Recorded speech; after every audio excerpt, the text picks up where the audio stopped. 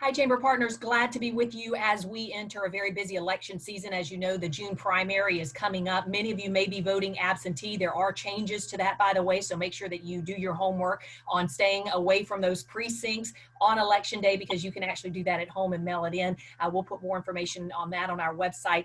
But if you do plan on going to the polls in June, we just want to make sure that you have the opportunity to meet all of the candidates in advance of making your decision.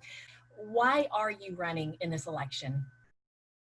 We're midstream in a number of important projects. We've got the infrastructure in this area, USCB parity.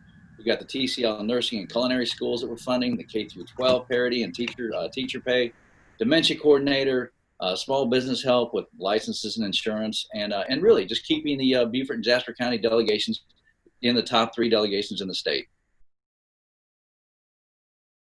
Great question to start off with, Hannah. And because Beaufort and Jasper counties need to have a vocal, outspoken voice in Columbia, that's really the number one reason. A voice that will not only be there, but be present. I as a county councilman, I've had a 98.3% voting record on county council. I got sick one voting session. Beaufort and Jasper counties need to have the power of the state house returned to them, not in the hands of long-serving, complacent bureaucrats. And I feel like I have done some exemplary things on county council, and I can do even more in the state house, the South Carolina House, always for the people.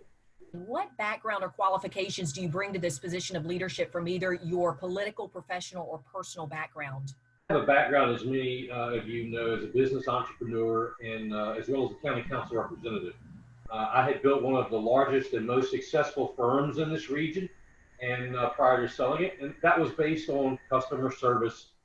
I built a reputation on county council as a true servant of the people because I'm so easily reached and attentive to their needs. When you combine that with other appointed boards and philanthropic things I've done as a civic leader, I feel like I'm the logical choice. My belief system, Hannah, is that I am a Christian constitutional conservative. And when you talk about labels, that's a label. And that is indicative of my faith in Jesus Christ, my strict adherence to the belief system of the Constitution and its liberties, and my beliefs in the Republican system, if you will. I've had 20 years of navigating politics and improving the repatriation of dollars to our area, which has been a long time coming. I've got 35 years of business success. Just recently, I've owned and developed the Promenade, which in Bluffton, which I think we've all been to, which is giving opportunity to 27 new businesses and supports over 650 local employees and their families. I kind of get the business part of it. We've also got road spending equity and our continued investment in education and both primary and secondary. If elected, what would be your 3 top priority areas for policy development or change in the state? Again, it's road spending equity. I mean, we've been the stepchild in the state, and since we've got such a strong delegation with Weston and Tom and Shannon and Jeff and myself, Michael Rivers, myself, we've made the equity spending more of a priority. I mean, you're seeing a lot more roads being fixed, a lot more road work being done here. The dollars are coming back to Beaufort County.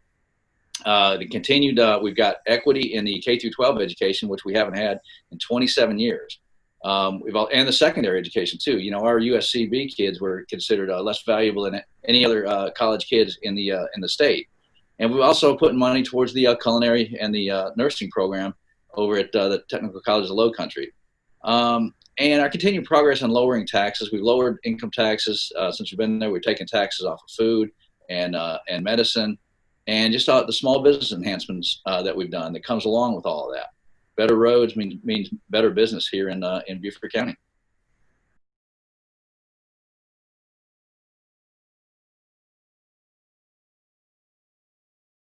That's such a good question and such a hard question, because there are so many things that I feel need to be attended to that have been let slip by. But basically, I boil it down to the three T's: taxes, teachers, and term limits.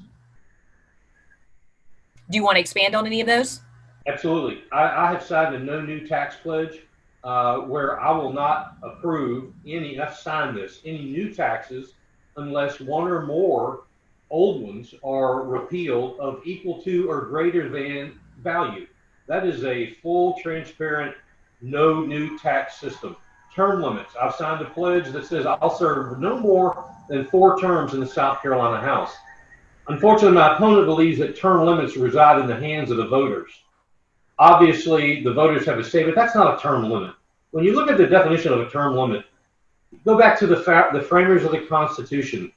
Their idea was that the power resided in the people, not in the legislator. So term limits, standing up for those is what I've signed. And teachers, our education system needs a complete overhaul. There are things that can be done. You just have to have the ability to stand up, speak out vocally with decorum amongst your peers and make this happen. Quit talking about it. Let's do something about it. What state issue or policy matter do you feel would need special attention because of COVID-19, and what steps would you take to address it? Well, we are still in uncharted waters, unorthodox times, even like this. You know, this is a very unorthodox way of campaigning. But I think, you know, on a broad spectrum, COVID-19 has taught us all several things. First, you can never be too prepared. You know, the old be prepared, Scouts motto, etc. That goes without saying now. We've all seen that. And then second, I think this has shown us from across the country that the private sector can do more and do more quicker than the government ever could.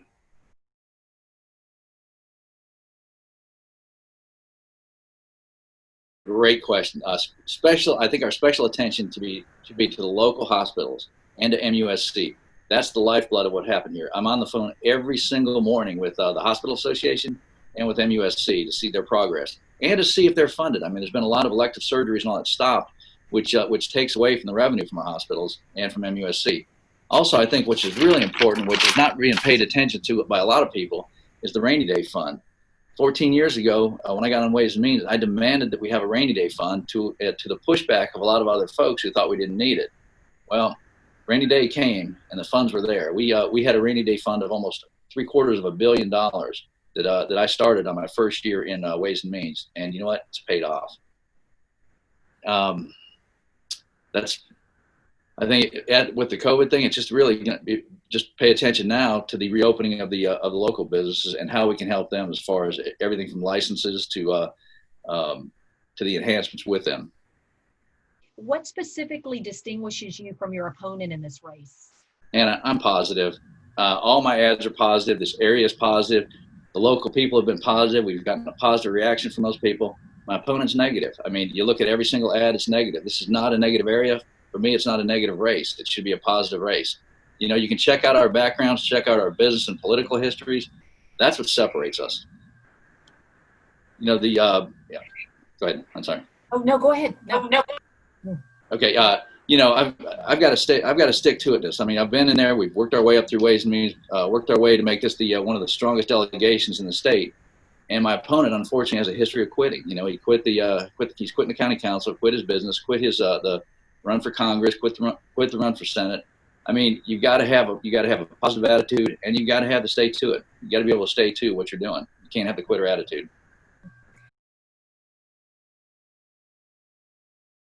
You know, I am a true liberty conservative, just endorsed by the Republican Liberty Caucus of South Carolina and the Young Americans for Liberty. I believe in shrinking the size of government, not making it bigger. I believe we are taxed enough already. That's why I signed that no new tax pledge. And I'm the only one that has. A simple example of fiscal responsibility was the gas tax. Not only did my opponent vote for a new tax, the gas tax, he co-sponsored it. Term limits, again, set by the candidate or the people. I signed that pledge. I believe in being present, being there, casting that hard vote. It's hard. I get it. It's hard to do that. Beaufort and Jasper counties need a representative who is going to stand up and speak out loud and proud for the people. I believe I've shown that I'm quite capable of doing that and do it with decorum. And that's something that I'll be proud of and will do in the South Carolina House. Go to the polls. You know, COVID-19 really took the opportunity away from a lot of candidates to get out in front of people, to learn about their positions on different topics and policy areas. So we really want to do what we can to make sure that folks know where you stand on the issues and why you would like to be elected to this seat. So we appreciate your time. And then, of course, our voters that do understand and join with us on the importance of an informed democracy.